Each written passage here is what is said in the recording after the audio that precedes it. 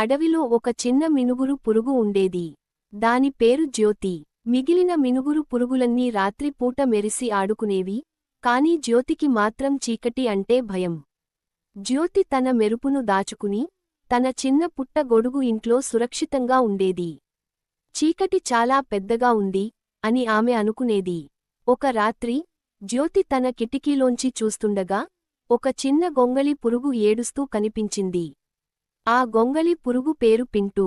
నేను దారి తప్పాను, నా ఇంటికి ఎలా వెళ్లాలో తెలియడం లేదు అని పింటూ ఏడ్చాడు. జ్యోతికి పింటూని చూసి జాలి వేసింది. తన పక్కన పెట్టి పింటూకి భయాన్ని చేయాలని నిర్ణయించుకుంది.